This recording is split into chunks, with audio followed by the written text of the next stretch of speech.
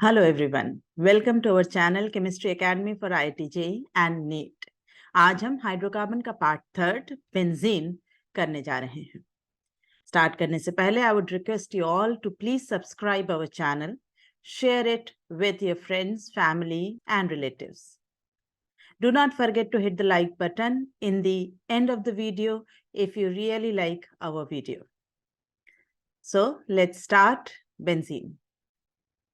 तो देखिए हम कर रहे हैं benzene, which is certainly very widely applicable topic.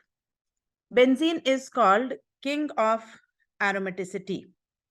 Okay, benzene is called king of aromaticity. Aromaticity हमने पहले भी पढ़ी है। अगर मैं ब्रीफ में आपको रिवाइज करवाऊं तो मैं कहूंगी aromaticity के लिए हमें 3 कंडीशंस चाहिए। Molecule should be cyclic, planar, there should be presence of conjugation. Conjugation मतलब alternate pi bond setting होनी चाहिए, and it should follow Huckel's rule of aromaticity, which is 4n plus 2 is equals to number of pi electrons. This is what a molecule should follow to be called as aromatic, right? Now benzene has lot of unsaturation. This compound has degree of unsaturation 4, but it is still not called unsaturated compound because it will be called aromatic compound. It do not give bromine addition reaction or decolorization of Bayer's reagent, which are the characteristic reactions for a compound to be unsaturated. Okay, अब हम देखते हैं what are the methods of preparation of benzene. इनमें से कुछ method आप alkane में already देख चुके हैं, उन्हीं की बात हम यहाँ दोबारा कर रहे हैं। तो देखें, ये फर्स्ट व्हेन बेंजोइक एसिड या फिर उसका salt, you can even have a dicarboxylic और अ ट्राइकार्बोक्सिलिक एसिड, इनमें से किसी को भी आप सोडा लाइम डीकार्बोक्सिलेशन अगर कराएंगे, this particular thing is called soda lime decarboxylation, soda lime. So जब आप डीकार्बोक्सिलेट कराएंगे तो you will get benzene. Yes, the amount of CO2 liberated will keep on changing from monocarboxylic to di to tri, that you can calculate if required. Second method is heating benzene diazonium chlorides with H3PO2. इसे आप बहुत ध्यान से याद रखें कि it is H3PO2. End moment पे किसी भी तरह से ये H3PO3 या PO4 दिमाग में नहीं आना चाहिए। Diazonium chloride is heated with H3PO2 and you will get benzene. Of course, nitrogen will be liberated free. Next is this benzene diazonium chloride is heated with ethanol. Ethanol के साथ जब डाइज़ोनियम chloride को heat कर रहे हैं तो देखें benzene बनने के साथ खुद इथेनॉल का ऑक्सीडेशन हो जाता है टू एसिटल्डिहाइड। इस रिएक्शन को आपको अलग से दिमाग में रखना जरूरी है, ये ध्यान रखनी पड़ेगी, क्योंकि अगर आपने बेंजीन डाइज़ोनियम क्लोराइड की रिएक्शन कराई हो विथ मिथेनॉल, अगर मिथेनॉल से कराते हैं तो बेंजीन नहीं बनता है, तब बनता है OMe, लेकिन इथेनॉल से कराएंगे तो बनेगा बेंजीन। ये रिएक्शन इंपॉर्टेंट इसलिए भी है क्योंकि एनसीईआरटी ने ETOH मेंशन करके प्रॉपर पूरा एसिटल्डिहाइड को बनाकर मेंशन करा है, and it was also asked in JEE Mains 2022 some paper. So next method is आप ग्रिग्नार्ड के थ्रू बेंजीन बना सकते हैं। हेलो बेंजीन लिया, उसको मैग्नीशियम ड्राई ईथर की प्रेजेंस में हमने डाला और ग्रिग्नार्ड बना, और अब इस ग्रिग्नार्ड को हमने वाटर के साथ ट्रीट कर दिया। जब भी हम ग्रिग्नार्ड को वाटर के साथ ट्रीट करेंगे तो डेफिनेटली वो क्या बन जाने वाला है, बेंजीन, क्योंकि एक एसिड बेस रिएक्शन हो गई है।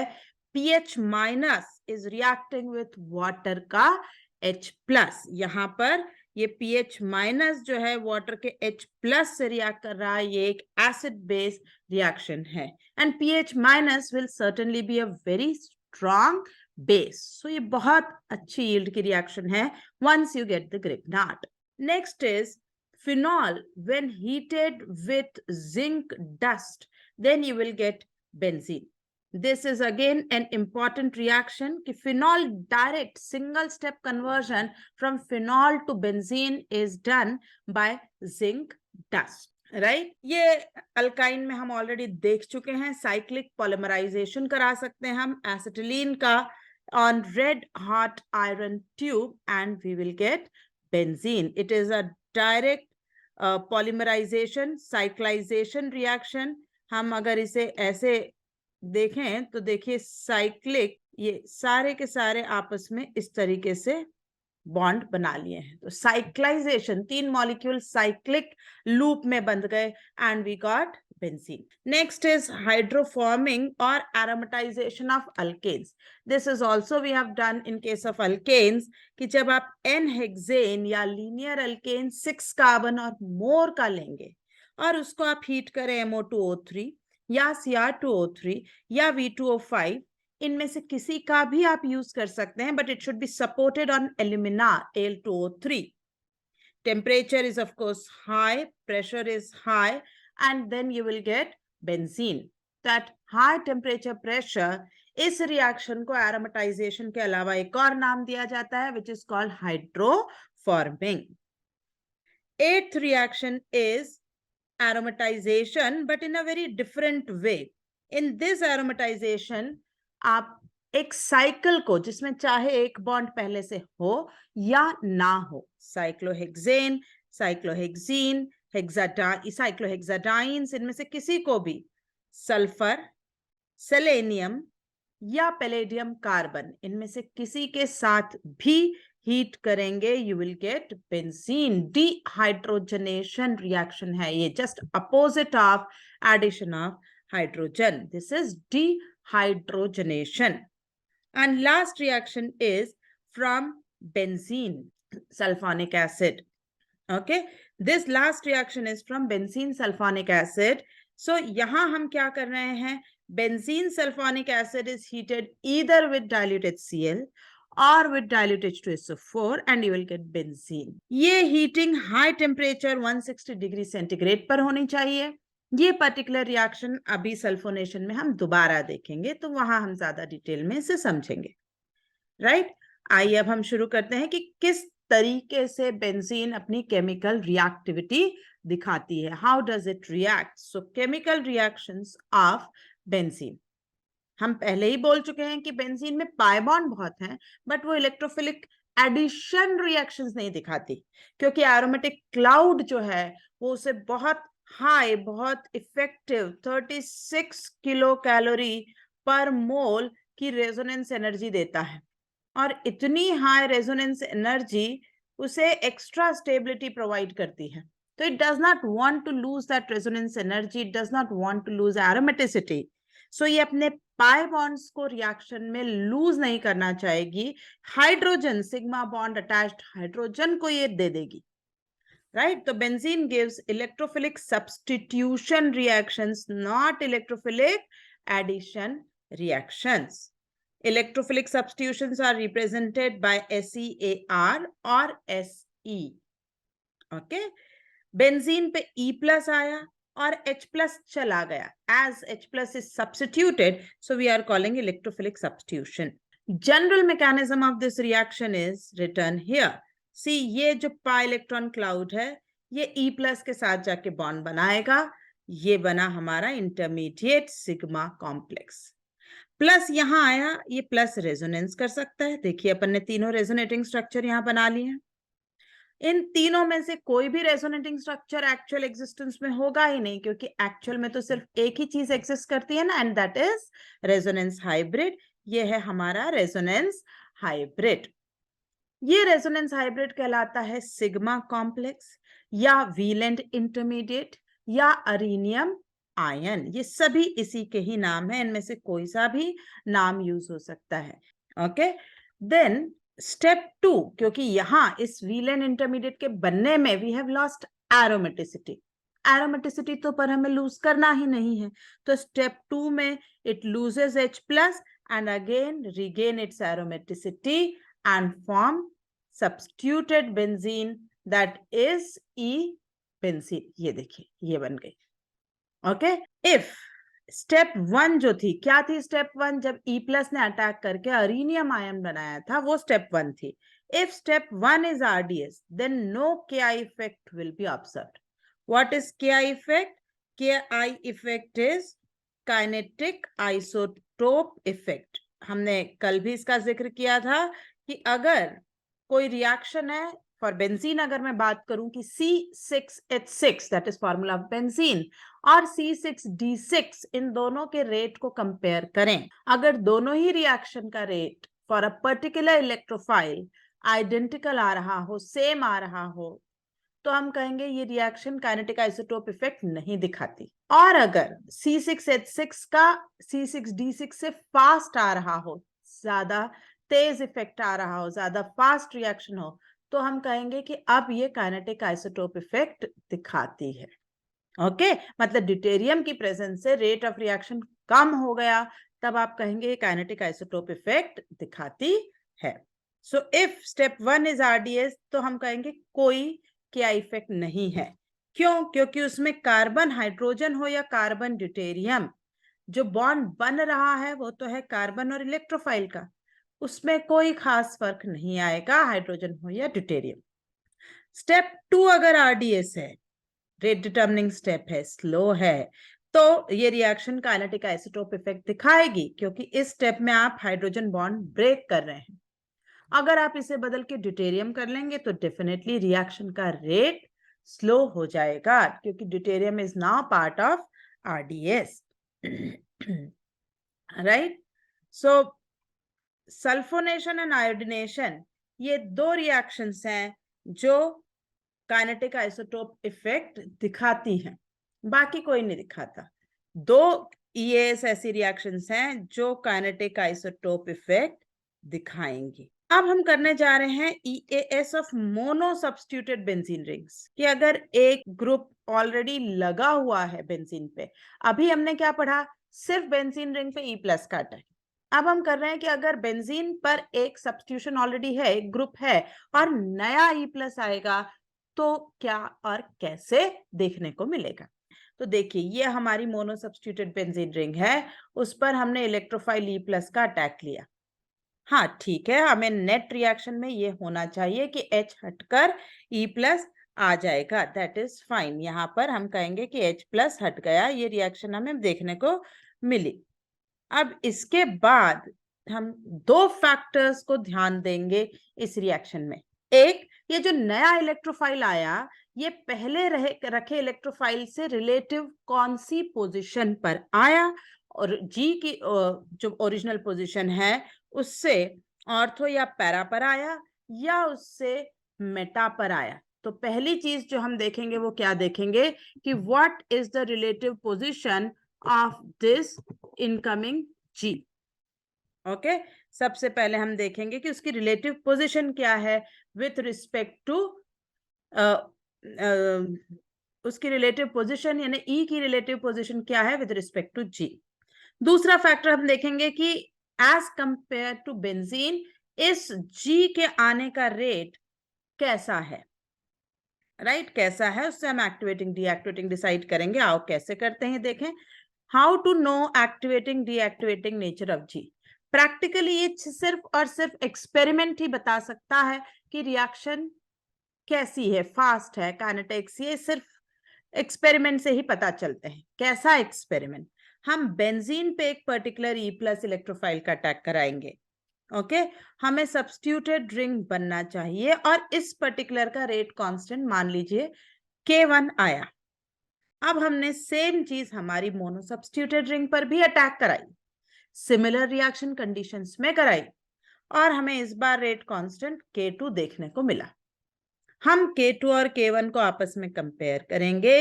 अगर K1 is greater then K2, इसका मतलब है कि G की प्रेजेंस ने उस रिएक्शन के रेट को स्लो कर दिया है, कम कर दिया है, और हम तब कहेंगे कि G is deactivating in nature.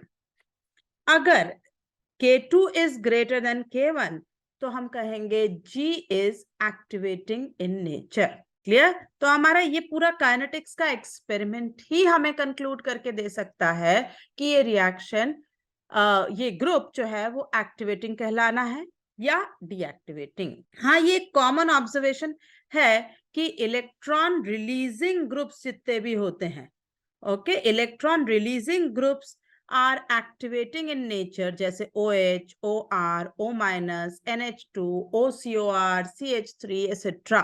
यहाँ CH3 हाइपर कॉन्जुगेशन से इलेक्ट्रॉन रिलीज कर रहा है बेंजीन को, बाकी सभी प्लस R रेजोनेंस से कर रहे हैं।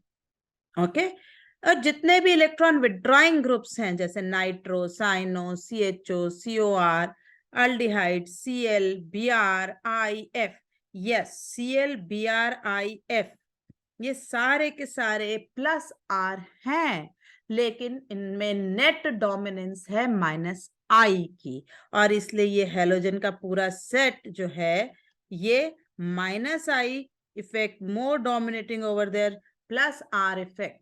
So ultimately they are electron withdrawing and will act as deactivating in nature. Then again COH and SO3H by strong electron withdrawing natures. Correct? Factor number 2 था कि ऑर्थो पैरा है या Meta है attack, ये कैसे पता लगाया जाए। ये आप पेपर पे भी पता लगा सकते हैं। कैसे? आप सिग्मा कॉम्प्लेक्स बनाएंगे एक एक पर अटैक करा के। देखिए अगर ऑर्थो पर अटैक करा electrophile, okay, if electrophile has attacked on ortho, तो हमें ये सिग्मा कॉम्प्लेक्स बनना चाहिए। यहां से आप देख सकते हैं ये इस तरह से अटैक, तो ये सिग्मा कॉम्प्लेक्स, आप उस सिग्मा कॉम्प्लेक्स का पूरा रेजोनेंस स्ट्रक्चर्स बना लीजिए कि ये रेजोनेटिंग स्ट्रक्चर बने आपके। ठीक है, पहले मैं सारे सिग्मा कॉम्प्लेक्स बनाती हूँ, फिर मैं आगे बात करती हूँ। अगर पैरा अटैक कराया तो आप इस तरीके से बनाएंगे। अब आप इसके भी रेजोनेटिंग स्ट्रक्चर बना लीजिए। अब ऑर्थो और पैरा सिग्मा कॉम्प्लेक्स दोनों में ही आप देखें कि ये जो प्लस है इस स्ट्रक्चर में और पैरा में इस स्ट्रक्चर में, this plus has just gone to the carbon which is directly bonded to G। अब अगर G कोई इलेक्ट्रॉन विड्रॉइंग ग्रुप होता जैसे नाइट्रो, साइनो, तो ये दोनों स्ट्रक्चर्स इस पर्टिकुलर हाइब्रिड को बहुत डिस्टेबलाइज करते, खराब करते, अनस्टेबल करते।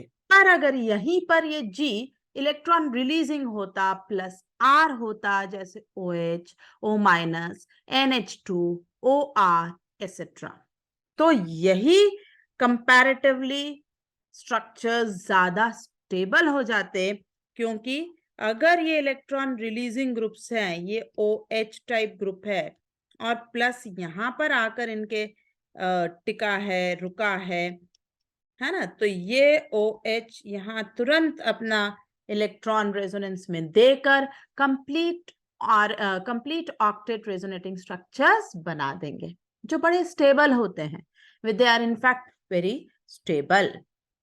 मेटा में क्या, इन केस ऑफ मेटा, अगर हमने मेटा पर अटैक कराया तो हमारा सिग्मा कॉम्प्लेक्स ऐसा बनेगा, और अब ये सिग्मा कॉम्प्लेक्स जब इस तरीके से रेजोनेट करेगा तो क्या इंपॉर्टेंट डिफरेंस आप देख रहे हैं कि मेटा सिग्मा कॉम्प्लेक्स में ये प्लस चार्ज इस G से अटैच कार्बन के आसपास से गुजर गया है ना, एक बार इधर, एक बार इधर, एक बार नीचे, पर उस G के पास नहीं अटैक करा।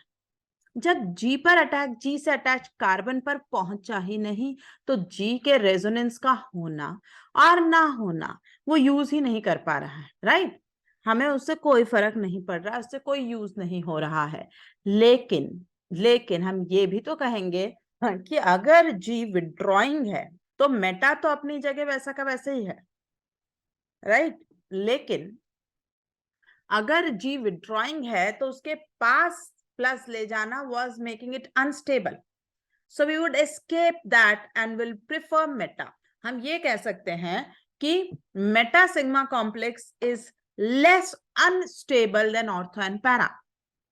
इसलिए अगर इलेक्ट्रॉन विड्रॉइंग ग्रुप्स हुए G -R से, स्ट्रॉन्ग -I से, तो उस कंडीशन में meta sigma complex will be relatively more stable और less unstable and they will be formed। वहीं अगर G रिलीजर्स हुए तो ortho para sigma complex are more stable and then they are called ortho para directing groups. जो sigma complex ज्यादा stable, उसके बनने का एक्टिवेशन बैरियर उतना ही कम। जो सिग्मा कॉम्प्लेक्स जितना स्टेबल, उसका बैरियर उतना ही कम, वो ज्यादा बनेगा, फास्ट बनेगा और वही डायरेक्शन डिसाइड करेगा। अब जब हमने दोनों देख लिया कि डायरेक्टिव इन्फ्लुएंस भी देख लिया और एक्टिवेटिंग डीएक्टिवेटिंग भी देख लिया, तो यस ये एक कोइंसिडेंस है कि जितने भी एक्टिवेटिंग ग्रुप्स होते हैं वो सभी ऑर्थो पैरा डायरेक्टिंग होते हैं, जितने भी डीएक्टिवेटिंग हैं वो सभी मेटा डायरेक्टिंग होते हैं। But it is not a rule कि ऐसा हमेशा हो, है ना, क्योंकि हमारे पास एक्सेप्शन है, halogens are ortho para directing but are deactivating. चलिए, identifying following groups as OP and meta directing groups हमें बताना है। अब ऑक्सीजन के पास तो लोन पेयर है, lone pair, so this is going to be ortho para. NH2 जितने भी रिलीजर है रेजोनेंसेस सब ऑर्थो पैरा। NHCO नाइट्रोजन यहां इलेक्ट्रॉन देगा, यस, लेकिन हमें रिंग में भी तो दे सकता है, सिग्मा कॉम्प्लेक्स को भी तो स्टेबलाइज करेगा, ortho para. Oxygen ortho para. यहां पर आप सोच सकते हैं कि इसको किस तरीके से यूज करें। तो देखो बेटा, इसीलिए मैं कह रही हूं कि बेंजीन में रेजोनेंस पहले से बनाकर कोई कंक्लूजन ना करें, हमेशा पहले सिग्मा कॉम्प्लेक्स बनाएं और उसमें देखें कि वो प्लस जब जनरेट हो चुका है ऑर्थो अटैक से, पैरा अटैक से या मेटा अटैक से, उस प्लस के लिए ये ग्रुप कैसा बर्ताव करेगा, क्योंकि ये ग्रुप प्लस आर भी कर सकता है और माइनस आर भी कर सकता है। पर अगर सिग्मा कॉम्प्लेक्स की बात करूंगी तो उसको तो ये स्टेबलाइज करने के लिए प्लस आर देने की काबिलियत रखता है, और इसलिए ये होने वाला है ortho para directing group, right. वहीं इसी तरीके से इसका भी यही हाल है, ये यहां भी दे सकता है, लेकिन अगर प्लस बनेगा तो ये अंदर भी दे सकता है, इसलिए ये ग्रुप कैसा होगा, ortho para directing in nature. Similar logic ortho para, same logic इसका भी, इसमें लोन पेयर है, it can give, it can take, but once a positive is formed in the ring, then this NO will definitely give, so it is ortho para directing in nature. Nitro is a strong minus R, meta directing in nature. Aldehyde meta, yes. Halogens में हम बात करें तो कोई भी sigma complex, चाहे वो, मैं एग्जाम्पल क्लोरीन का लेकर बना रही हूं, चाहे वो ऑर्थो पैरा हो या वो मेटा हो, वो बेंजीन से जरूर अनस्टेबल है, राइट। वो बेंजीन से जरूर अनस्टेबल है, लेकिन अगर मैं आपस में बात करूं कि बेंजीन कि क्लोरोबेंजीन के जो सिग्मा कॉम्प्लेक्सेस हैं उनमें अगर मैं आपस में बात करूं तो रिलेटिवली एटलीस्ट अगर ऑर्थो पैरा पे अटैक होता है तो ये प्लस को क्लोरीन का कुछ प्लस आर तो मिला। मैं क्या कहना चाह रही हूं, देखिए, ये दो मेरे पास कार्बोकेटाइन सामने है, ये ऑर्थो अटैक से बना है और ये अटैक से बना है मेटा, है ना। अब मैं हाइपोथेटिकल बात करूं कि ये तो मुझे पता है कि क्लोरीन के केस में minus I is greater than plus R, ठीक। अब जब ये प्लस बिल्कुल इसके सिर पर ही आ गया है, एकदम एडजेसेंट पर भी आ गया है, तो ऐसा अजम्पशन, ऐसा हम इमेजिनरी वैल्यूज डाल रहे हैं, मानिए कि यहाँ क्लोरीन जो है माइनस आई कर रहा है बिल्कुल एडजेसेंट पोजीशन पर होकर, और ये माइनस आई से 100 यूनिट्स अपनी तरफ इलेक्ट्रॉन खींच रहा है, प्लस आर कर देने से मैं कहूं 90 यूनिट्स उसने दे दी, तो नेट इलेक्ट्रॉन, नेट क्या हुआ, नेट उसने 10 यूनिट्स इलेक्ट्रॉन विड्रॉ करे, 10 यूनिट्स इलेक्ट्रॉन विड्रॉल नेचर हमें देखने को मिला।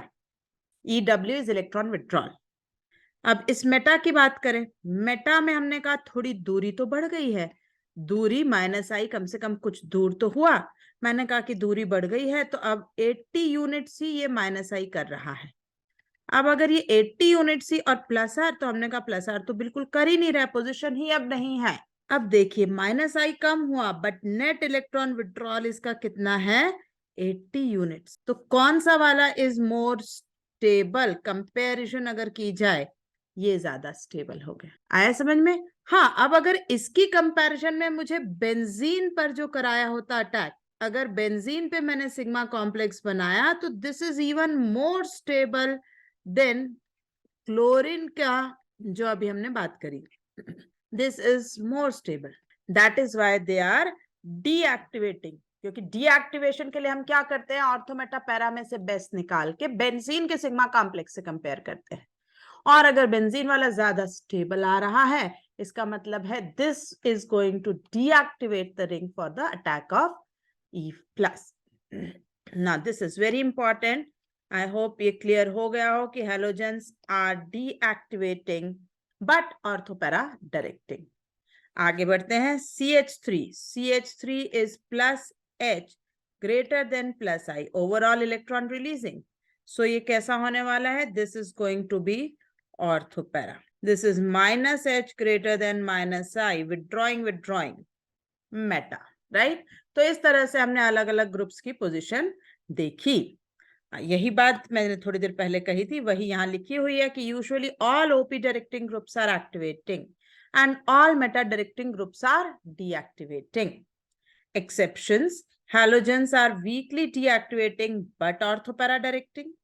NOCH, COH, CHO वगैरह are deactivating and orthopara directing. COO minus is plus I greater than minus R. This group is also orthopara directing and is activating. ठीक, अब हम बात करने जा रहे हैं EAS on di substituted benzene ring. Di substituted मतलब उस पर दो ग्रुप्स पहले से प्रेजेंट हैं, तो नया अटैक कहां और कैसे होगा। अब ये चीज अलग से एनसीईआरटी में कहीं नहीं दी, लेकिन अगर आप पेपर्स देखें तो सब जगह मोनो सब्स्टिट्यूटेड और डाई सब्स्टिट्यूटेड पर ही तो इन्होंने पूछे हैं क्वेश्चंस। सिंपल बेंजीन पर तो क्वेश्चन ही कहाँ है। तो हमें यही सबसे पहले अच्छे से समझ आना चाहिए, क्योंकि आप सबको बेसिक ये आती होगी कि नाइट्रेशन में NO2 प्लस का अटैक कराना है, हेलोजनेशन में हेलोजन का अटैक कराना है, that is all there. But कहाँ कराना है, किस क्वेश्चन में, यही हमारे लिए मेन समझने वाली बात है। तो आइए डाई सब्स्टिट्यूटेड बेंजीन रिंग में हम बात करें तो if both the groups are activating, अगर दोनों ही एक्टिवेटिंग हैं, then more activating will control the third coming electrophile. कैसे पता लगाएंगे आप more activating? जो ज्यादा बेहतर इलेक्ट्रॉन रिलीजर, जो ज्यादा बेहतर फॉर सिग्मा कॉम्प्लेक्स स्टेबिलिटी होगा, वो कहलाएगा more activating. अब चलिए यहां देखते हैं। CH3 है, ये भी plus H greater than plus I है। CMe3 है, ये भी plus H greater than plus I है। अब दोनों ही plus H greater than plus I है, लेकिन किसका प्लस H ज्यादा है? तो प्लस H तो इसका ज्यादा है, क्योंकि CH3 is having 3 hydrogens whereas CMe3 will have 0, तो यहां तो प्लस H है ही नहीं। Oh, this is only plus I। आया समझ में? ये जो अल्फा है इसके पास तो एक भी हाइड्रोजन है ही नहीं, तो ये तो सिर्फ आपको प्लस I ही दिखाने वाला है। तो CH3 is more activating। अब वो जो डायरेक्शन कैसा हो गया, ऑर्थोपैरा, पैरा पे ब्लॉक्ड है, तो आप यहां में से कोई जगह पर अटैक कराएंगे। ठीक, अब आइए इस पर बढ़ते हैं। OH और NH2। OH is plus R greater than minus I. NH2 is also plus R greater than minus I. But plus R of NH2 is greater than OH. Why? Because nitrogen is less electronegative, और इसलिए attack जो होगा वो NH2 के orientation से होगा। NH2 जहां बोलेगी वहां होगा। आई सेम बात यहां पर। अब यहाँ तो एटम ही हमने सेम कर दिया है कि ये भी ऑक्सीजन है, it is also plus R greater than minus I, ये भी ऑक्सीजन है plus R greater than minus I, लेकिन ये डाउन वाली ऑक्सीजन को दो तरफ इलेक्ट्रॉन देना है, तो जाहिर है किसी एक तरफ उसके देने की टेंडेंसी कम होगी, और इसलिए मोर एक्टिवेटिंग हो गया OCH3। उसके ओरिएंटेशन से उसके ऑर्थो पे हम अटैक करा रहे हैं, क्योंकि पैरा ब्लॉक्ड है। अगर पैरा ब्लॉक नहीं होती तो हम स्टेरिक फैक्टर्स को ध्यान में रखते हुए पैरा पर अटैक करा लिए होते। क्लियर? अगर if one is activating and one is deactivating, तब हम कैसे और क्या अटैक लेंगे? If one is activating and one deactivating group is present, then the activating group will take control of the third electrophile. Deactivating को तो आप बिल्कुल नेग्लेक्ट कर दें, as if it does not exist, total ignore. Okay, एक बार भी ना सोचें उसके बारे में। सिर्फ जो एक्टिवेटिंग हो वो जहां पर जो पोजीशन बोल रहा है उससे चलते चले। अब देखिए CH3 और NO2, NO2 is not at all possible, it is strong deactivating, -R greater than -I, तो CH3 हमारा विनर है। अब CH3 में भी अगर मैं बात करूं तो मैं कहूंगी या तो ऑर्थो या पैरा ले लो, लेकिन ये तो बहुत मरी हुई पोजीशन होगी क्योंकि यहाँ स्टेरिक आ जाएगा। यहाँ बस लिखने के लिए लिख रही हूँ, बाकी will avoid. OH is activating, CHO deactivating, तो यहाँ मेन अटैक जो होगा वो पैरा पर होगा, छुटपुट अटैक ऑर्थो पर, क्योंकि स्टेरिक आ जाएगा। 3 ग्रुप लगातार will have steric repulsions. NH2 and NO2, definitely NH2 ही एक्टिवेटिक है, उसकी पोजीशन ही कंट्रोल करेगी थर्ड आते हुए इलेक्ट्रोफाइल को, राइट? अगर दो डीएक्टिवेटिंग ग्रुप्स हो, if both deactivating groups are present, then less deactivating group will control. अगर दो डीएक्टिवेटिंग है तो अब बिल्कुल उल्टा, जो कम डीएक्टिवेटिंग होगा, जो कम नुकसान करेगा सिग्मा कॉम्प्लेक्स को, वो डिसाइड करेगा कि नया इलेक्ट्रोफाइल कहाँ आए। जैसे Cl और NO2, NO2 is more deactivating than Cl, so यहां पर Cl की ortho para is blocked, attack is on ortho. Same way यहां पर मैं बात करूंगी तो यहाँ कम, क्योंकि Cl और NO2 और ये ग्रुप तीनों लाइन में और कंटिन्यूस होके स्टेरिक क्रिएट करेंगे। ओके, जब मैं यहाँ 2 बनाती हूँ तो इसका मतलब ये नहीं कि दोनों जगह अटैक ले लेंगे, हम इन दोनों में से किसी एक की बात कर रहे हैं, सिमेट्रिकल है इसलिए। Note, avoid attack of third electrophile at a position such that the product will have all the 3 groups at adjacent position। अब जैसे G1 और G2 है, अब मैं E+ लूं G1 के ऑर्थो पे या G2 की ऑर्थो पर, नतीजा क्या, ये तीनों लाइन से लग गए हैं, ये स्टेरिक रिपल्शन क्रिएट करेंगे, सिस्टम को डिस्टेबलाइज करेंगे, so will not take such attack. यहाँ G1 G2 के बीच में ले लिया मैंने, again same problem, they will have the repulsion, so we should not take such attacks. Is that clear? तो ये हमारा हुआ मोनो सब्स्टिट्यूटेड और डाई सब्स्टिट्यूटेड रिंग्स पर अटैक। अब इन्हीं पर ही जैसे कई क्वेश्चंस आए, मैं सारे तो नहीं कवर कर पा रही हूँ लेक्चर में, पर आप देखेंगे तो आपको मिलते चले जाएंगे इन कॉन्सेप्ट पे। फिर भी मैं फ्यू सिलेक्टिव जो 2022, 21, 19 इधर की जोन के इंपॉर्टेंट क्वेश्चन है वो तो हम कर ही रहे हैं। देखो, halogenation of which of the following will yield Meta substituted product. Language हमेशा ध्यान दें, Meta substituted product with respect to methyl group. Methyl की मेटा पर हमें चाहिए, मतलब यहां पर हमें तलाश है, यहाँ इसकी मेटा में हम यहाँ अटैक के लिए ढूंढेंगे, यहाँ और इसमें यहाँ, तो with respect to methyl group as a major product, कि वहां पर हमें मेजर मिलेगा क्या। चलो देखते हैं। तो फर्स्ट वाले में ये पोजीशन तो कोई मतलब की नहीं है। क्यों नहीं है, आओ देखें। क्योंकि अगर हम यहाँ पर अटैक कराएंगे, तो अगर हमने यहाँ अटैक कराया तो हमारे पास जो पोजीशन ऑफ अटैक होगी वो ऑर्थो टू CH3 होगी ना। अटैक कहाँ होगा, ऑर्थो टू CH3 होगा, और अगर अटैक ऑर्थो टू CH3 होगा तो मुझे यहाँ पर अटैक मिलना चाहिए, फेल्ड। सिमिलरली यहाँ पर ये जो 2 पोजीशन हमने बनाई, यहाँ तो हमें हर हाल में अटैक नहीं मिलना है ना, ये तो पोजीशन काम की नहीं है। अटैक होगा भी तो it will B this position.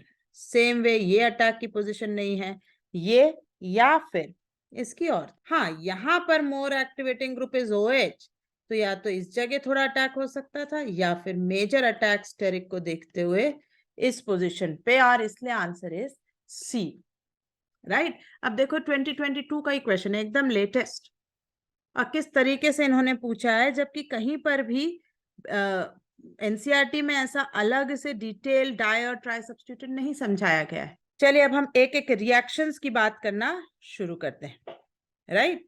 सो सबसे पहले हम कर रहे हैं नाइट्रेशन ऑफ बेंजीन रिंग। इसके लिए हम लेते हैं कॉन्सेंट्रेटेड H2SO4 और कॉन्सेंट्रेटेड HNO3 का इक्विमोलर मिक्सचर, और इसे हम बोलते हैं nitrating mixture. Equimolar mixture of concentrated HNO3 and H2SO4 is called nitrating mixture। हमने बेंजीन पर इसे डाला, around 50 to 60 degree centigrade test tube को, कंटेनर को हीट करा, and you will get nitrobenzene। Now this nitro is deactivating and meta directing. तो दोबारा अगर मैं उसी रिएक्शन को करने जाऊं तो मुझे बहुत मुश्किल तो होगी, लेकिन हाँ, अगर जो भी प्रोडक्ट मिला वो मिलेगा इस तरीके से 1 और 3, यानी मेटा पोजीशन पर 2 नाइट्रो लगे हुए हमें मिल सकते हैं। मैकेनिज्म क्या है इसका देखें। H2SO4 और HNO3 ये दोनों ही एसिड हैं, लेकिन इन दोनों में आपस में कंपेयर करें तो H2SO4 is a stronger acid. तो H2SO4 is giving proton to HNO3. I am getting this protonated HNO3 and then loss of water and NO2 plus is formed. So अगर यहाँ देखें हम तो इस पर्टिकुलर जगह पर this function as acid and HNO3 is functioning as a base. ये 2021 या 22 में डायरेक्ट क्वेश्चन है कि नाइट्रेटिंग मिक्सचर में H2SO4 is acid, H2SO4 is base, HNO3 is acid, HNO3 is base. तो कौन बेस की तरफ फंक्शन कर रहा है? HNO3। और कौन एक्ट कर रहा है as a acid? H2SO4। Generate क्या कर रहा है electrophile? NO2+। NO2+ is called nitronium ion. ये नाइट्रोनियम आयन इलेक्ट्रोफाइल है, इसने बेंजीन पर अटैक करा and we are getting nitrobenzene. Nitrobenzene is also commonly called oil of mirbane. इसमें स्पेसिफिक हल्की स्मेल है। वैसे तो सभी एरोमेटिक कंपाउंड में स्मेल हो सकती है, not a rule but yes a possibility, लेकिन इसकी स्पेसिफिक स्मेल ऑयल ऑफ मिर्बेन से मैच करती है, इसे कहते हैं ऑयल ऑफ मिर्बेन। ओके, कुछ इंपॉर्टेंट पॉइंट्स जो आपको नाइट्रेशन के बारे में पता होने चाहिए। देखो, नाइट्रेटिंग मिक्सचर जो है इसमें कॉन्सेंट्रेटेड HNO3 और कॉन्सेंट्रेटेड H2SO4 दोनों ही स्ट्रॉन्ग एसिड, तो ये दोनों मिलकर ऑक्सीडाइजिंग प्रॉपर्टीज भी तो रखते हैं, तो they are also strong oxidising agent. So अगर आपने फिनॉल और एनिलीन से ये रिएक्शन कैरी आउट कराई तो we have to maintain low temperature, otherwise oxidation products will dominate. अगर आपने टेम्परेचर कम नहीं रखा तो आपको ऑक्सीडेशन देखने को मिलेगा, रिंग टूट भी सकती है। विथ एनिलीन अगर हम लो टेम्परेचर करके कराते हैं तो देखें होता क्या, एनिलीन बेस है, तो एनिलीन जब कॉन्सेंट्रेटेड H2SO4 HNO3 में डाला तो एनिलीन एसिड बेस की वजह से क्या बन जाएगी? PHNH3+। ये बन गई PHNH3+। और अभी जब PHNH3+ बन गई तो इस पर अटैक कहां ओरिएंटेशन से होंगे? मेटा। तो मीडियम के अंदर इस एसिड बेस रिएक्शन की वजह से दोनों चीजें प्रेजेंट है, एनिलीन भी और एनिलीनियम आयन भी। नतीजा ये कि आपको दोनों के प्रोडक्ट्स देखने को मिल रहे हैं। एनिलीन पर अटैक हो रहा है तो ऑर्थो और पैरा चीज मिल रही है, एनिलीनियम पर तो मेटा। ठीक, ध्यान रखना, major is para, then meta and then least is ortho. ये 2 से 3 बार जेई में पूछा जा चुका है। मैं मेंस और एडवांस दोनों की बात कर रही हूँ, ये हमेशा आता है। ठीक, तो major product is para only. ठीक, we can use masking of aniline and phenol to avoid oxidation. देखो बेटा, ऑक्सीडेशन क्या होता है? Loss of electron. तो जिस रिंग के अंदर इलेक्ट्रॉन डेंसिटी बढ़ी हुई है, डेफिनेटली उसका ऑक्सीडेशन कराना आसान है। तो बेंजीन पे अगर आपने NH2 या OH लगाया तो उस रिंग की इलेक्ट्रॉन डेंसिटी बढ़ जाती है, हाई हो जाती है, और इसलिए उसका ऑक्सीडेशन पोटेंशियल बढ़ जाता है। तो हमें बड़ी जल्दी से इनका ऑक्सीडेशन देखने को मिलेगा, इसलिए हम उनकी यही एक्टिविटी जो है वो कम करना चाहते हैं। हम मास्किंग कैसे कर रहे हैं? जैसे एनिलीन को मैंने एसिटाइल क्लोराइड या अनहाइड्राइड से रिएक्ट कराया, ये इसका H और इसका Cl अलग हट गया and we have got acetylation. क्या देखने को मिल रहा है हमें? Acetylation. Okay, this CH3CO group जो है इसको हम कहते हैं एसिटाइल। अगर मैं सिर्फ RCO लिखूं तो इसे हम कहते हैं असाइल। ओके, दोनों को रिप्रेजेंट किया जाता है एज AC। तो NHCOCH3, फिर नाइट्रेटिंग मिक्सचर अब मैंने डाला तो यहाँ ये अब डर नहीं है, क्योंकि नाइट्रोजन क्रॉस कॉन्जुगेशन उधर भी इलेक्ट्रॉन देगा और रिंग को भी, तो रिंग में अब इलेक्ट्रॉन डेंसिटी कम हो चुकी है, लेस हो चुकी है, तो अब हमें रिंग के ऑक्सीडेशन का डर नहीं। अब हमने आराम से पैरा पे नाइट्रेशन कराया। बाद में हम एसिटाइल ग्रुप को हटाना चाहते हैं तो एसिड डेरिवेटिव्स को आप आराम से अल्कलाइन एसिडिक मीडियम में वाटर के साथ रिएक्ट कराकर रीजनरेट कर लीजिए। तो इस तरीके से करा सकते हैं। सिमिलरली फॉर फिनॉल, फिनॉल में भी आप यही काम करें। अब देखिए ये इधर भी देगा और इधर भी, इसकी एक्टिविटी हो गई कम, इलेक्ट्रॉन डेंसिटी रिंग में हो गई कम। अब हमें फिनॉल की रिंग के ऑक्सीडेशन का डर नहीं है, आराम से आप इसको नाइट्रेटिंग मिक्सचर से नाइट्रेशन में लेकर जा सकते हैं। ठीक। दूसरा पॉइंट, ये जो नाइट्रोबेंजीन बना है ये बड़ी आसानी से हम रिड्यूस कर सकते हैं। क्यों? बड़े काम की चीज है ना, इसलिए हम रिड्यूस कर रहे हैं। Iron HCl, SnCl2HCl, tin HCl, निकल हाइड्रोजन, इनमें से कोई सा भी रिड्यूसिंग रिएजेंट आप लें and you will gate PHNH2। PHNH2, आप क्लेमेंसन रिडक्शन अगर आपको याद हो तो जिंक अमलगम HCl भी जो है वो यही रिडक्शन देगा। ठीक, iron HCl, SnCl2, tin HCl, zinc amalgam HCl या निकल हाइड्रोजन, ये सारे रिड्यूस करके आपको दे रहे हैं एनिलीन। एनिलीन क्यों खास है? क्योंकि एनिलीन बना है तो डाइजोनियम की तैयारी है, और डाइजोनियम काम का कन्वर्जन के लिए स्टेप आता है ना, इसलिए। ये फिनॉल की कुछ एनसीईआरटी की इंपॉर्टेंट रिएक्शंस लिखी हुई हैं, देखें। फिनॉल को अगर डाइल्यूट HNO3 से कराओगे तो आपको डायरेक्टली ऑर्थो और पैरा नाइट्रोफिनॉल मिलेगा। ठीक, ortho nitro is major, para nitrophenol is minor. और ये चीज खास इसलिए है आपको बिकॉज ये स्टीम डिस्टिलेशन से मिक्सचर सेपरेट होता है। ये जो मिक्सचर बना है इसको अगर आपको सेपरेट करना है तो आप यहाँ क्या यूज करने वाले हैं? Steam distillation. इसलिए आपको ध्यान रखना है कि ऑर्थो और पैरा बनता है which can be separated by steam distillation. अगर आपने फिनॉल पे कॉन्सेंट्रेटेड HNO3 ले लिया होता तो आपको फिर पिक्रिक एसिड देखने को मिलेगा which is 2,4,6 trinitrophenol. Okay, 2,4,6 trinitrophenol ये बड़ा ही फेमस कंपाउंड है क्योंकि ये वो फिनॉल है जो NaHCO3 को CO2 लिबरेशन कर सकता है। इसका pK is very less, so K is quite high. Okay, so it is a very strong acid. Dilute HNO2 से आपने फिनॉल किया तो आपको नाइट्रोसो ग्रुप देखने को मिलता है ऑर्थो पैरा पर, NO, नाइट्रोसो, नाइट्रो की जगह, जो बड़ी इजीली ऑक्सीडाइजेबल है। आप एयर में छोड़ दीजिए कुछ समय में, या फिर आपको जल्दी है तो आप डाइल्यूट HNO3 की फ्यू ड्रॉप्स डालकर रिएक्ट करा दीजिए, it will be oxidize to nitro.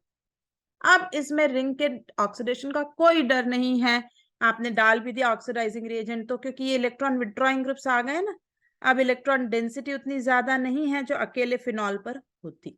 ठीक। 8th पॉइंट, अगर आपने टॉलीन लिया और टॉलीन पे नाइट्रेटिंग मिक्सचर डाला तो आपको मिलने वाला है ट्राइनाइट्रोटॉलीन। ट्राइनाइट्रोटॉलीन हमारे सभी का सुना हुआ है ना, टॉलीन। और कहाँ सुना हुआ है सभी का? न्यूज में। It is a famous explosive, TNT के नाम से आपने जरूर इसको न्यूज वगैरह में सुना होगा। It is used for explosions, toluene. ठीक, तो अगर आपने ये टॉलीन लिया और उस पर नाइट्रेटिंग मिक्सचर डाला तो आपको ट्राइनाइट्रोटॉलीन देखने को मिलेगा। Question, arrange the following in increasing order of reactivity. Okay, increasing order of reactivity towards nitration. देखें, सबसे पहले इन सबके स्ट्रक्चर पता होने चाहिए। जाइलीन, मैं यहां लिखती जा रही हूं कि ए क्या है? जाइलीन, और वो भी पैरा, तो ये है आपका जाइलीन। बी इज ब्रोमोबेंजीन, यानी एक ब्रोमिन लगाना होगा। सी इज मेसिटिलीन, मेसिटिलीन मतलब 3 CH3 लगे होते हैं, then it is called mesitylene. ठीक। D is nitrobenzene and E is benzene. So what is D? Nitrobenzene and E is benzene. अब इनमें हमें कंपैरिजन करना है तो देखें, सबसे ज्यादा रिएक्टिव तो डेफिनेटली ये होगा C, mesitylene, because it has 3 CH3 groups to activate the ring. तो सबसे पहले ये देखते ही हम कहेंगे कि ऐसा आंसर जिसमें सी सबसे ज्यादा है एक ही है, बी। बाकी हम चेक भले ही कर लें। अब ब्रोमीन की हालत है -I greater than +R, deactivating. Nitro -R greater than -I, even more deactivating. Benzene को हम कहेंगे रेफरेंस, तो सबसे ज्यादा C, फिर उसके बाद A, क्योंकि 2 ही मिथाइल है। अब रेफरेंस यानी benzene, then it should be B and then it should be D. So answer should be C, A, E, B, D. Answer should be B, Bombay. Is that clear? कैसे करा? ठीक। ये again a very common question. What will be the major product in the following mononitration? Question ही कह रहा है कि भाई एक ही NO2 आपको लगाना है, मोनोनाइट्रेशन करना है, पर कहाँ करेंगे? मेरे पास 2 बेंजीन रिंग हैं। देखिए इस बेंजीन रिंग के लिए ये जो ग्रुप अटैच है, ये यहाँ पर -R ग्रेटर देन -I है, और इस बेंजीन के लिए जो नाइट्रोजन है ये +R ग्रेटर देन -I है। तो अगर मैं इनको रिंग 1 और रिंग 2 का नाम दूं, तो रिंग 1 इज एक्टिवेटेड, है ना, ring 1 is activated and ring 2 is deactivated. उसमें तो इलेक्ट्रॉन विड्रॉइंग ग्रुप लगा हुआ है, और इसलिए अटैक कहाँ होगा? एक्टिवेटेड में। अब एक्टिवेटेड में होगा तो भी मेरे पास 2 ऑप्शन है, बी और सी। तो अब सवाल आता है कि ये NH ग्रुप कैसा होगा, ऑर्थो पैरा डायरेक्टिंग या मेटा डायरेक्टिंग? मेरे ख्याल से इतनी देर में आप सब समझ गए होंगे कि ऑर्थो पैरा है, सो NH की ऑर्थो या पैरा पर अटैक होना चाहिए। Answer is C. ठीक, अब हम बढ़ते हैं सल्फोनेशन ऑफ बेंजीन रिंग की। अगर हमने बेंजीन रिंग को सल्फोनेट कराया तो कैसे? इसके लिए हम यूजुअली इस्तेमाल करते हैं कॉन्सेंट्रेटेड H2SO4, और उसमें हम हीट करते हैं, बेंजीन सल्फोनिक एसिड हमारा बनता है। मैकेनिज्म अगेन, पहले auto ionization, 1 mole of H2SO4 दूसरे मोल ऑफ H2SO4 को आयोनाइज करवा रहा है, उसको प्रोटोनेट करवा रहा है। ये हमारा बना प्रोटोनेटेड सल्फ्यूरिक एसिड। अब इसने वाटर लूज करा, ये आयन, बट ये फिर से H+ लूज कर सकता है, तो आई कैन हैव 2 इलेक्ट्रोफाइल्स। जितनी भी एसिडिक ऑक्साइड्स हैं, CO2, SO3, NO2, SO2, they all can act as electrophile, क्योंकि ये इलेक्ट्रोनेगेटिव ऑक्सीजन इस सेंटर पे Del+ क्रिएट करवाएगी। तो चाहे ये डायरेक्ट ये इलेक्ट्रोफाइल ले या SO3, हमने SO3 से बना दिया। देखिए इस तरह से अटैक हुआ, ये सिग्मा कॉम्प्लेक्स बना। अब ये H हटा तो benzene sulphonic acid. But sulphonation एक रिवर्सिबल रिएक्शन है, वापस भी आएगी। वापस कैसे आएगी? ये H+ अगर अटैक कर दे रिंग के ऊपर तो वापस ये सिग्मा कॉम्प्लेक्स बन जाए, और अगर इंस्टेड ऑफ SO3 अगर हम ये देखें कि H+ की जगह SO3H लीव कर गया, राइट, तो बेंजीन वापस बन जाएगी। तो बैकवर्ड रिएक्शन भी एक तरह का EAS तो है, लेकिन यहां पर H+ जो है वो एग्जिस्टिंग SO3H को रिप्लेस कर रहा है। तो when in an EAS H+ replaces existing group, then it is called IPSO reaction। इसका कोई फुल फॉर्म नहीं है, बस इसे IPSO कहते हैं। और इस SO3H के अलावा जो दूसरा बहुत इंपॉर्टेंट कैंडिडेट है, other than SO3H, COH is an important group which is displaced in IPSO reaction. Okay, correct? आप क्वेश्चन जब भी करेंगे ना, तो ये पहचानिएगा कि अगर यहाँ पर देखें, अगर जब ये ऐड कर रहे होते हैं SO3H, तो टेम्परेचर 60-70 की जोन का होगा, और अगर SO3H को हटाना होता है तो टेम्परेचर 160 डिग्री सेंटीग्रेड की जोन का गिवन होता है। इससे भी कई बार डिसीजन लेने में आपको आसानी हो सकती है। आइए अब हम करने जा रहे हैं हैलोजनेशन ऑफ बेंजीन। ठीक, हैलोजनेशन ऑफ बेंजीन, इसमें हम रिएजेंट लेते हैं, या तो आपको X2 halogen with iron FeCl3 AlCl3। Iron लिया तो on the spot in C2 at the site of reaction FeCl3 का निर्माण होगा, का प्रोडक्शन होगा, और वो लुईस एसिड का काम करेगा। या फिर आप बाहर से लुईस एसिड लेकर डालिए AlCl3 FeCl3। इस नेट रिएक्शन में मैं X2 या तो क्लोरीन कह सकती हूँ या ब्रोमीन, और हमें मिल जाएगा हेलोबेंजीन। ठीक, आयोडीनेशन रिवर्सिबल है, बहुत ही पुअर यील्ड देती है। देखें मैकेनिज्म, कुल मिलाकर ये इज वेरी मोनोटोनस, एक जैसा है। कैसे भी आप इलेक्ट्रोफाइल ढूंढिए और साइट ऑफ अटैक अगर आपको पता है वहां अटैक कराइए, बस दैट इज इट, और कुछ है ही नहीं इसमें। AlCl3 ने अटैक कराया, X+ बनाया, सेम वे अटैक करा के हेलोबेंजीन बना। लेकिन फ्लोरीन तो कभी बना ही नहीं सकता ना, F+ या इवन Del+, तो आप फ्लोरोबेंजीन इस मेथड से कभी भी नहीं बना सकते। You can never prepare fluorobenzene by this method. उसके लिए आपके पास एक ही मेथड है और वो कहलाता है Balz Schiemann reaction. It is diazonium salt, उनको हम HbF4 के साथ रिएक्शन करते कोल्ड में पहले। ये सॉलिड, ये प्रेसिपिटेट हमें मिलता है डाइजोनियम फ्लोरोबोरेट का। हम इसको फिर हीट करते हैं ड्राई ले जाके सॉलिड फिल्टर करके, और जब हीट करते हैं तो फ्लोरोबेंजीन हमें आइसोलेट होती है। इसे हम कहते हैं बाल-शीमेन reaction. Iodobenzene is not prepared from diazonium, is also prepared from diazonium in better yield. यहां से तो हमने कहा नहीं हो सकता, पुअर है, तो डायरेक्ट KI के साथ डायजोनियम हीट करके आप आयोडोबेंजीन बना सकते हैं। ये जो फॉलोइंग रिएक्शन सब नेक्स्ट पेज तक जाएंगी, ये बड़ी इंपॉर्टेंट है क्योंकि आप कंफ्यूज हो सकते हैं क्वेश्चन में देखकर कि कहाँ अटैक कराऊं, कैसे कराऊं। जैसे अगर बेंजीन पर ब्रोमीन और आयरन दिया है, नो प्रॉब्लम, आप सिंपल ES लीजिए, ब्रोमोबेंजीन बन गई। पर अगर ब्रोमीन इन CCl4 या ब्रोमीन इन वाटर दिया है तो बेंजीन को आप अटैक नहीं करा सकते, नो रिएक्शन, क्योंकि ये अल्कीन की रिएक्शंस दे दी हैं इन्होंने। ठीक है, अब कोई लुइस एसिड है ही नहीं ना, लुइस एसिड नहीं है तो ब्रोमीन प्लस बनेगा ही नहीं, ब्रोमीन प्लस नहीं बना तो रिएक्शन पर अटैक, बेंजीन पर अटैक नहीं होगा।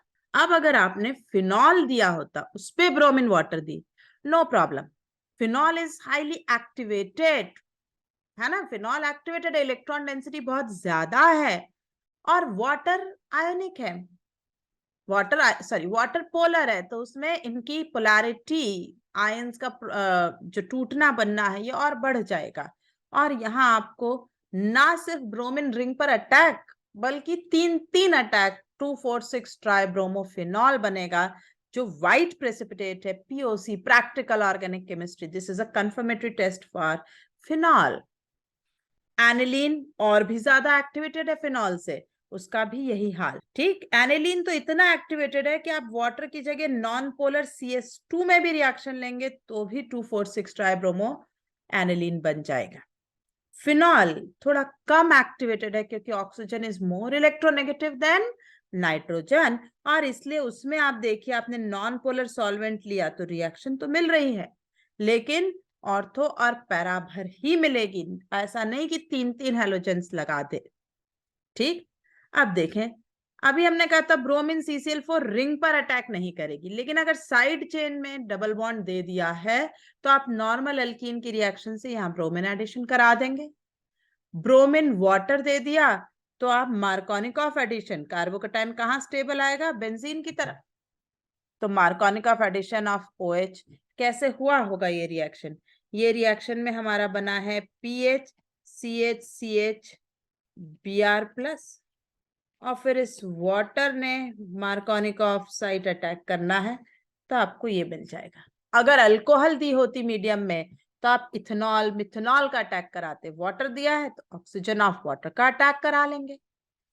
अब देखिए, अगर ब्रोमीन आयरन के साथ दे रखा है तो भी अब रिंग पर अटैक नहीं होगा, क्योंकि faster attack will be on the unsaturated pi bond, यहां पर होगा। ठीक, अगर ब्रोमीन के साथ HNu दे दिया रेडिकल रिएक्शन तो benzyl radical will be more stable, तो आपको रेडिकल सब्स्टिट्यूशन रिएक्शन देखने को मिल रही है, ब्रोमीन HNu NBS, ये सब रेडिकल सब्स्टिट्यूशन की तरफ बढ़ गए। लास्ट क्लोरिनेशन का लिखा हुआ है, क्लोरीन HNu या SO2Cl2 या टर्शियरी ब्यूटेनॉइल क्लोराइड NCS NBS के जैसा बात कर रहे हैं। ओके, ये NCS लिखना है हमें यहाँ, N क्लोरोसक्सिनामाइड, तो आपको अलाइलिक पोजीशन पे क्लोरिनेशन ये सारे रिएजेंट दिखाएंगे, इनमें से कोई सा भी एक, सारे नहीं, एनी लिया जाए। अगर लिखा हो बेंजीन पर chlorine excess in presence of FeCl3 या AlCl3 ऐसी कोई चीज लिखी हो, है ना, तो ये लुइस एसिड की प्रेजेंस में तो ये रिएक्शन होगी, जितने भी हैलोजेंस हैं बेंजीन के अंदर, जितने भी हाइड्रोजन्स हैं बेंजीन में, वो सभी सब्स्टिट्यूट हो गए, सभी सब्स्टिट्यूट हो गए और हैलोजन आ गए। ये कैसी थी? ये EAS से हुई है, ये रिएक्शन EAS से हुई है। इलेक्ट्रोफिलिक एरोमेटिक सब्स्टिट्यूशन हुआ है, एग्जॉस्टिव हुआ है, ज्यादा हुआ है। लेकिन अगर क्लोरीन एक्सेस और H न्यू दे दिया, फोटॉन्स डाल दिए हैं, तो ये रिएक्शन जो है ये रेडिकल एडिशन रिएक्शन हुई है। यहाँ एक तो एडिशन हुआ है, सारे पाई बॉन्ड जा चुके हैं, उन सब की जगह क्लोरीन ऐड हुआ है। इस स्ट्रक्चर में हमने पाई बॉन्ड लूज करे हैं, तो हाइड्रोजन सारे जिंदा हैं। हर कार्बन पे आपको हाइड्रोजन अवेलेबल है इस पर्टिकुलर कंपाउंड में। तो इसका फॉर्मूला होता है C6H6Cl6। It is commonly called benzene hexachloride. Okay, ये गलत नाम है, इट शुड बी हेक्साक्लोरोसाइक्लोहेक्सेन, बट ये कॉमन नेम है, इनकरेक्ट है, ट्रिवियल है। इसे 666 भी कहते हैं, ओके, या C6H6Cl6 तो कहते ही हैं। अब इस BHC का जो है 8 ज्योमेट्रिकल आइसोमर होते हैं। It has 8 GI, out of which 1 is optically active. तो टोटल कितने स्टीरियो आइसोमर होते हैं इसके? 9। और उन्हीं 9 में से 2 बड़े फेमस हैं, एक का नाम है गेमेक्सिन और एक का नाम है लिंडेन। ये गेमेक्सिन और लिंडेन इन्हीं 9 आइसोमर्स में से हैं। गेमेक्सिन जो है वो इंसेक्टिसाइड है। बेटा इंसेक्टिसाइड क्या होता है? इंसेक्टिसाइड जो छोटे छोटे इंसेक्ट्स, चींटी को जो मारने के लिए व्हाइट पाउडर आपने कई बार पार्क गार्डन्स में डाला हुआ देखा होगा, वो गेमेक्सिन पाउडर है। Lindane is a pesticide. What is pesticide? जो चूहा, रोडेंट जो होते हैं ना, जिन्हें रोडेंट कहते हैं, चूहा, छछुंदर, इस तरह की चीजों को जो मारने के लिए पॉइजन इस्तेमाल होता है, वो लिंडेन है। ओके, वो पेस्टिसाइड कहलाते हैं। ये दोनों इसी के स्टीरियो आइसोमर्स हैं। ठीक, 2022 का क्वेश्चन देखिए। In the presence of sunlight benzene reacts with Cl2 to give a product X, the number of hydrogen in X is. Sunlight में रिएक्ट करा रहे हैं, मतलब ये वाली रिएक्शन हो गई H न्यू। कितने हाइड्रोजन है इसके अंदर? 6 है ना, क्योंकि ये रेडिकल एडिशन हुई है, सब्स्टिट्यूशन नहीं, इसलिए आंसर वाज 6, क्योंकि यहाँ product is C6H6Cl6। Read question carefully. In the presence of AlCl3, benzene reacts with excess Cl2 to give product X. तब आपका आंसर बिल्कुल चेंज होता और तब आपका आंसर हो जाता 0। सो क्वेश्चन को ध्यान से जरूर पढ़ें। एक और क्वेश्चन इसी तरीके का देखें। Identify correct ABC in the reaction sequence given below. आपने कॉन्सेंट्रेट HNO3 और H2SO4 सबसे पहले लिया, तो यस, सबसे पहली स्टेप तो यही कह रही है कि यहाँ पर नाइट्रेशन हो जाना चाहिए। ये सोल्यूशन हम बना रहे हैं, यहाँ नाइट्रेशन हो जाना चाहिए। अब AlCl3 क्लोरीन, तो नाइट्रो इज मेटा डायरेक्टिंग, तो Cl should come Meta to nitro. Last step is iron से रिडक्शन, तो NO2 will become NH2 and Cl, right. इसको देखते हुए आप आंसर देख सकते हैं कि ये जो A है ये आपका आंसर है। A is our answer. Clear? अब आते हैं हम बड़ी ही important reaction call Friedel Crafts reaction. Friedel Crafts reaction 2 तरह की है, या तो अल्काइलेशन और या फिर असाइलेशन। फिडेल-क्राफ्ट अल्काइलेशन में आप अल्काइल हाइड AlCl3 के साथ रिएक्शन करा रहे हैं। CS2 या नाइट्रोबेंजीन ये यहाँ पर सॉल्वेंट का फंक्शन कर रहे होते हैं। मैकेनिज्म हमने लिखा ही है। AlCl3 is Lewis acid, halogen पर अटैक करके पहले अडक्ट बना रही है, लुईस एसिड और बेस का combination. If it loses this AlCl3X minus, then R plus is formed. Carbocation बना है पूरा, तो अगर चाहें कोई रीअरेंजमेंट होने की संभावना है 1 डिग्री से 2 डिग्री, 2 डिग्री से 3 डिग्री, तो बिल्कुल रीअरेंजमेंट होगा, and then that will attack on ring and form alkyl benzene. ठीक, important points about Friedel Crafts alkylation. तो अगर आपने वीक लुईस एसिड लिया है FeCl3, FeBr3, तो पूरा कार्बोकैटायन नहीं बनता, तब अडक्ट ही अटैक करता है और तब आपको रीअरेंजमेंट एब्सेंट देखने को मिलेंगे। ठीक, इसका क्या अर्थ है इस पर्टिकुलर पॉइंट नंबर 1 का, कि अगर आपको बेंजीन की रिएक्शन दी गई है से विथ 1 क्लोरोप्रोपेन, अगर ये रिएक्शन AlCl3 के साथ दी होती, if this reaction is carried out with AlCl3, तो यहाँ रीअरेंजमेंट मिलेगा और आइसोप्रोपाइल बेंजीन, और अगर यही रिएक्शन FeCl3 के साथ, तो आपको मिलेगा N propyl benzene. That is the difference. Clear? Other sources of alkylating reagent जो आप यूज कर सकते हैं, यहाँ मैंने पूरे एनलिस्ट करे हैं. आप अल्कीन से H+ बनवाकर कार्बोकैटायन बनाइए, अटैक करा दीजिए. अल्कोहल H2SO4 से या HF से कार्बोकैटायन बनाए. अल्कोहल लुईस एसिड की मदद से बनाए. अब साइक्लोप्रोपेन अपने स्ट्रेन की वजह से इसके जो बॉन्ड्स होते हैं कुछ पाई की तरह बर्ताव करते हैं. ये AlCl3 के साथ अडक्ट बनाए और इस तरीके से डेल प्लस क्रिएट करके बेंजीन पे अटैक करे. तो यहाँ पर रीअरेंजमेंट नहीं होता. ओके, इसमें रीअरेंजमेंट नहीं होता क्योंकि 1 डिग्री कार्बोकैटायन का पूरा निर्माण ही नहीं हो पाता. ये अडक्ट की ही स्टेट से अटैक कर लेता है. ठीक. एक ड्रॉबैक जो अल्काइलेशन का होता है वो ये होता है कि जो अल्काइल ग्रुप है ये एक्टिवेटिंग नेचर का ग्रुप है, इसमें एक्टिवेटिंग बर्ताव है. तो ये पॉली अल्काइलेशन, यानी अगर हम कहें तो पहले जो हमारा बेंजीन था उसकी तुलना में this is even more activated for electrophilic attack. तो रिएक्शन को एक अल्काइल लगाकर रोक पाना प्रैक्टिकली थोड़ा मुश्किल है, और यही इसका ड्रॉबैक है. फिर से अटैक ऑर्थो पर, पैरा पर, फिर उसके बाद 2 अल्काइल आ गए और फास्ट हो गया. ये इस रिएक्शन का ड्रॉबैक है कि जो ग्रुप लगा है वो एक्टिवेटिंग है और इसलिए रिएक्शन और तेजी से आगे दौड़ती है रुकने की जगह. अगर आपने सेम अल्काइल ग्रुप लिया और अल्काइल से अटैच हैलोजन्स चेंज करे तो रेट जो है सबसे ज्यादा RF, फिर RCl, फिर RBr और फिर RI का देखने को मिलता है लुईस एसिड नेचर के कारण. Okay, RF is more stronger Lewis base than RCl, then RBr, then RI. This is the order of their Lewis base nature. जितने अच्छा ये डोनेट करेंगे उतना जल्दी कार्बोकैटायन बनाएंगे, उतना जल्दी अडक्ट बनाएंगे और अटैक के लिए तैयार होंगे. फिडेलक्राफ्ट फेल्स फॉर, अब मैंने असाइलेशन अल्काइलेशन दोनों नहीं लिखा क्योंकि दोनों के लिए अब ये पॉइंट नंबर 5 से 4 से चीजें वैलिड होने वाली हैं. तो fails for PHNH2 as it is a base and forms a duct with Lewis acid used. Right? अगर हमने एनिलीन लिया, हम फिडेलक्राफ्ट कराएंगे तो उसमें AlCl3 या FeCl3 कुछ डालेंगे. नतीजा ये होगा कि ये NH positive, NH2 positive AlCl3 negative बना लेगा. यहाँ पर पॉजिटिव चार्ज रहेगा इस नाइट्रोजन पर, और नाइट्रोजन पे पॉजिटिव आया मतलब it will act as deactivating in nature. ठीक. Friedel Crafts fails for strongly deactivated rings like PHSO3H, nitrobenzene, PHCOR, PHCHO, PHCN, PHCOH, PHNR3+, etc. इन सभी स्ट्रॉन्ग डीएक्टिवेटिंग ग्रुप्स के लिए ये फेल होगा. बेटा स्ट्रॉन्ग बोला है मैंने, हेलोबेंजीन के लिए सही है, हेलोबेंजीन दिखाएंगी. लास्ट जो है ना डीएक्टिवेशन में कौन पर होती है रिएक्शन, तो एक ही है, दैट इज हेलोबेंजीन.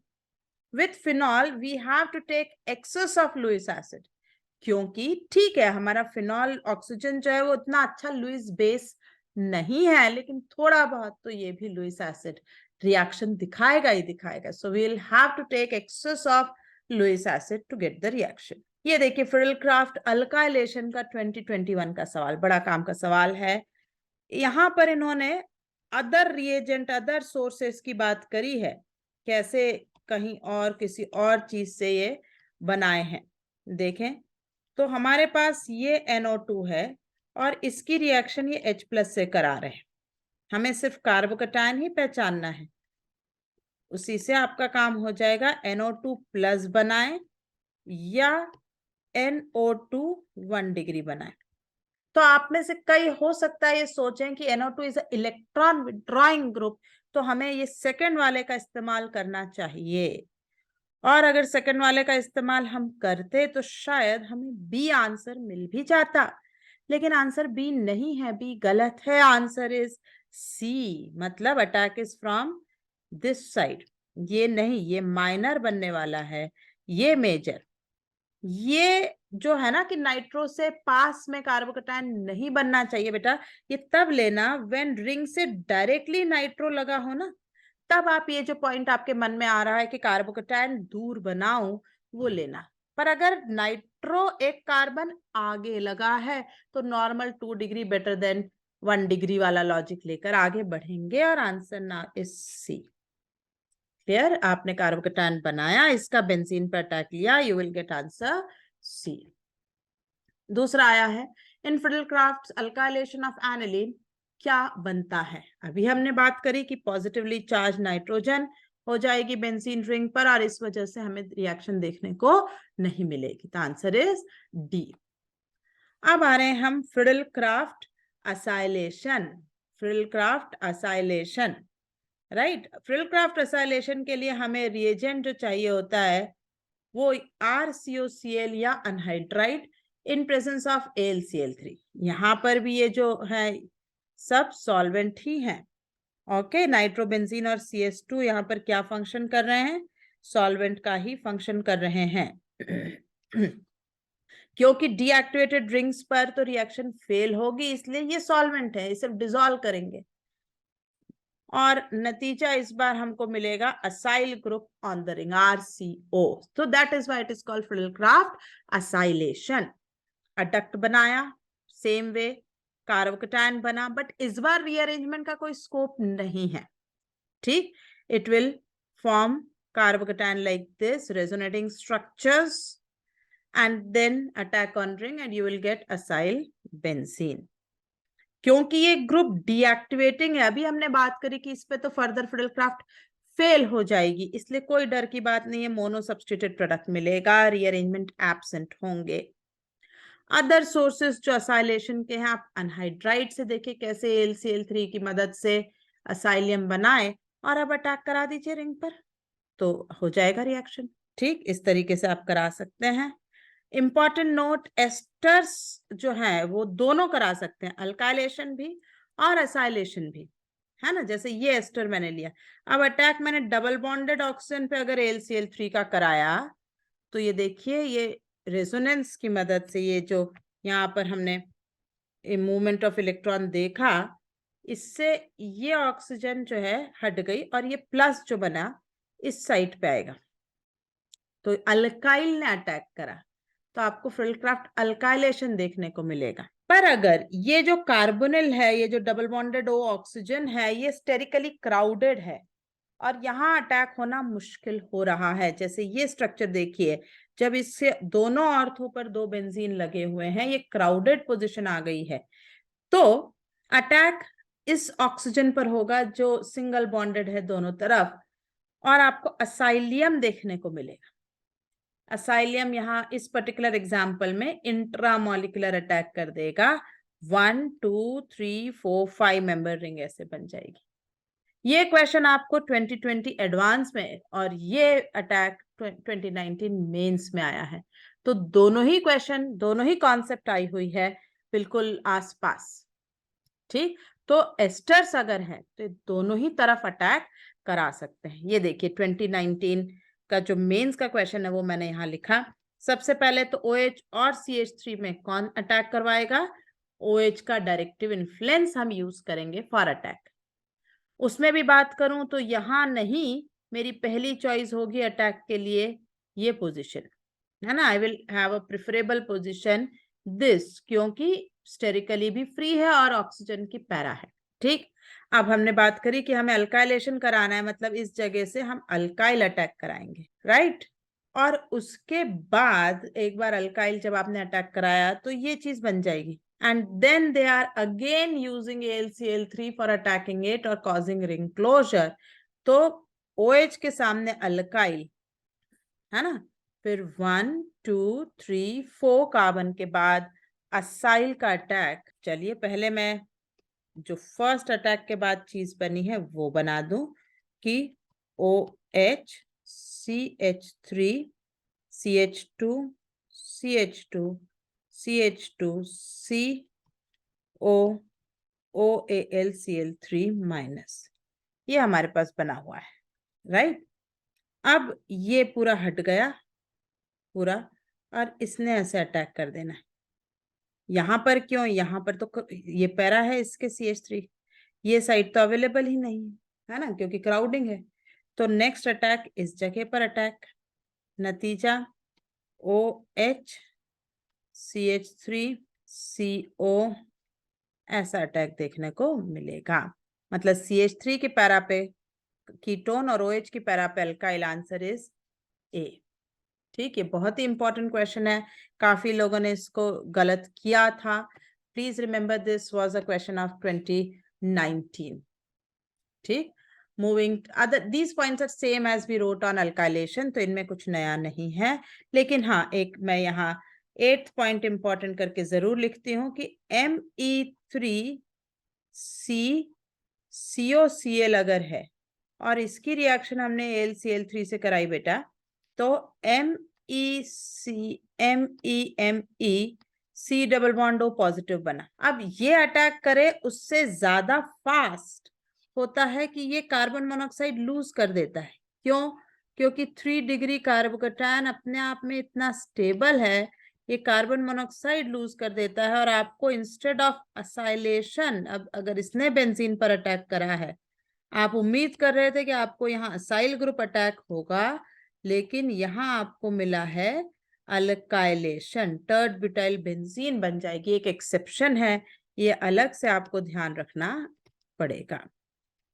ठीक है, फिर एक चीज हो सकती है जो आपने पढ़ा वही का वही, लेकिन इंट्रा मॉलिक्यूल, मॉलिक्यूल के अंदर ही अंदर फ्रिडल-क्राफ्ट अल्काइलेशन या फ्रिडल-क्राफ्ट असाइलेशन हो जाए। सेम लॉजिक आप यूज करते चलेंगे। डायरेक्टिव इन्फ्लुएंस कहाँ अटैक होगा, रिंग कैसे क्लोज होगी, ये याद रखें कि इस इंट्रामोलिकुलर में आपको हमेशा 5 या 6 मेंबर्ड रिंग ही बनानी है, इससे बड़ी इससे छोटी नहीं, है ना। या तो 5 मेंबर रिंग बन रही हो या 6 मेंबर रिंग बन रही हो, तो ही आप इंट्रामोलिकुलर फ्रिडल-क्राफ्ट की बातें करेंगे। राइट, यहां तक क्लियर। आइए हम आगे बढ़ते हैं। तो लास्ट रिएक्शन है ऑक्सीडेशन ऑफ बेंजीन और अल्काइल बेंजीन्स।